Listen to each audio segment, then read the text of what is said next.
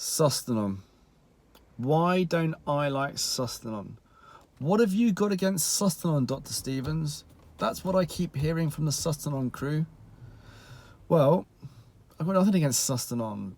Really, it's just not something I like to prescribe because there are far better alternatives out there.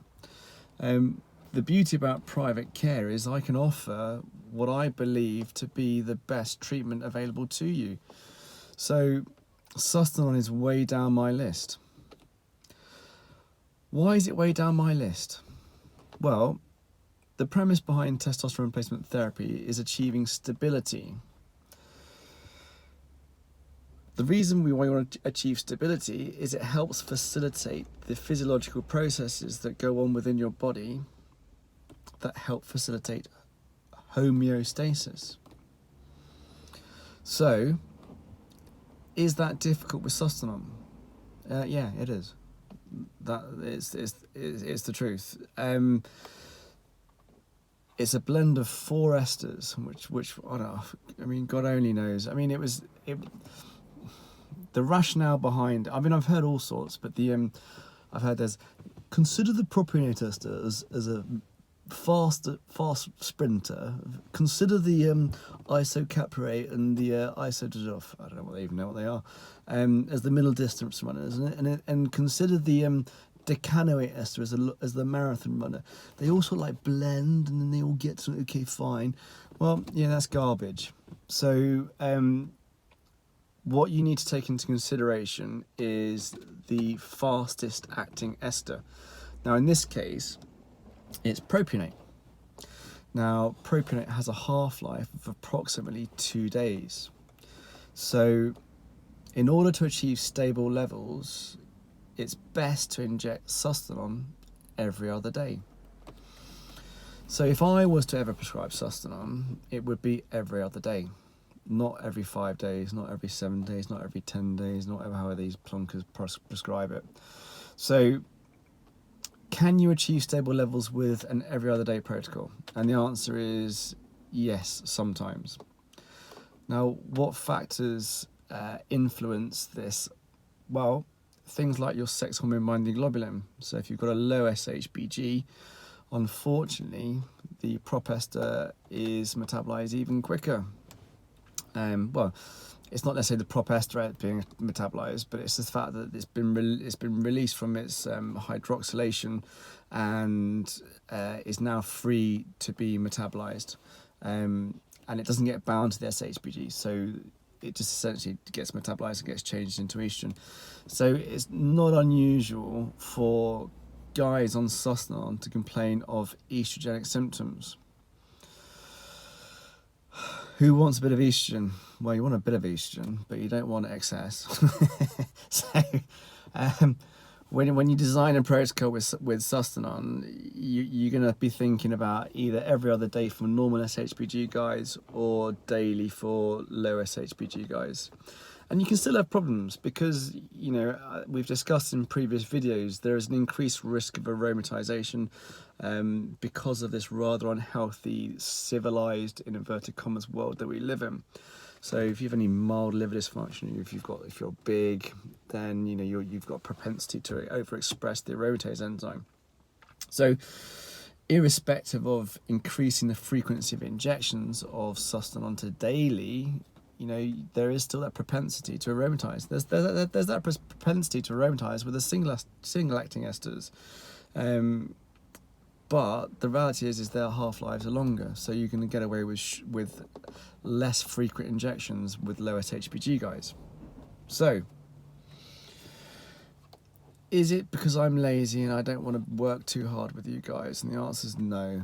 I like an easy life. You should like an easy life. I don't want you obsessing about testosterone replacement therapy. I'd actually quite like you to get optimized and crack on with life, because that's really what this whole thing is about. You know, you give me the responsibility to manage your testosterone levels and you crack on with life. So, is it just injection frequency that I don't like, and the fact it's hard to control? No. it's not uncommon for guys to complain of post-injection pain. Now, why do guys complain of post-injection pain? It's because the content of benzoyl alcohol in Sustanon is huge. So alcohol is a known irritant. So you are more likely to have a localized skin reaction to Sustanon than you are to the other esters such as Enanthate and Cypionate. Skin irritation, that affects compliance and concordance with therapy. And who wants to be in pain? Well, some people do, I suppose, but it's their thing. But yeah, not for TRT, I suppose. So you've got the issue with post-injection pain. What's the other issue, Dr. Stevens? Well, the other issue is it's made with peanut oil. So you've got to be really careful because lots of people have allergies to peanut oil.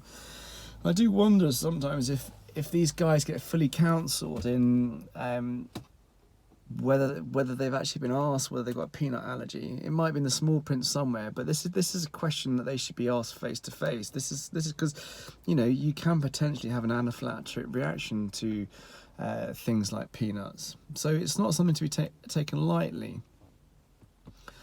So we've got control because of the prop ester, meaning very frequent injections. We've got the high benzoyl alcohol content, which causes skin irritation.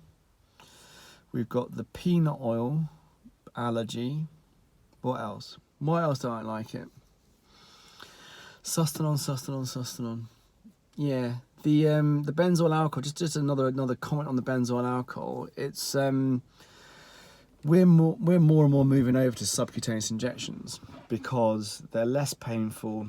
And it slows the absorption down and you have a subsequent decrease in aromatization. And since we're already prone to aromatization as a human species in this modern civilized world, it's something we want to minimize because we don't want to be on an AI. You know, some of my guys are on AIs, but it's always a work in progress. So if we can get you off your AI, we'll get you off your AI. What do you need to do that? Well, you know, it's just lifestyle, get rid of some body weight, look at your liver function, cut the booze out, lead a nice, clean, healthy life. But yeah, it's all about kind of doing what's best for the patient. So Sustanon, unfortunately, because of the high benzoyl alcohol content, is a real pain in the butt for subcutaneous injections, which are the future. TRT will be testosterone via the subcutaneous route and HCG via the subcutaneous route. Mark my words. I've got a number of guys on intramuscular injections who didn't actually get on with sub-Q. Way tangent now, but it's the thought of pinning yourself for the next 50 years.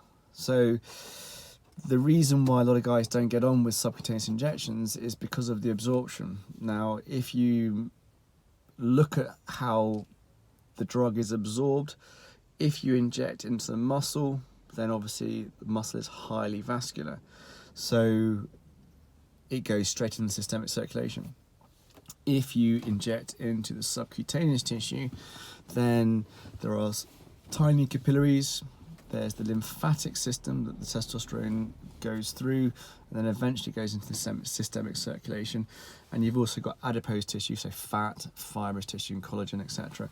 So the absorption rate can be hampered by those compounding factors. So intramuscular is probably the only real logical choice for Sustanon because of the irritation. And I have no interest in using it, and I think the people that do use it and call it the king of esters are simply trying to justify their extortionate markup on something that costs between £3 and £3.50 from a UK pharmacy. So you might want to have a redefine your version of bespoke TRT, because your version of bespoke TRT is like the faulty towers of the hotel industry. Here at the Men's Health Clinic, I can't say too much, but we prefer the single esters and HCG alongside that. Watch this space, guys.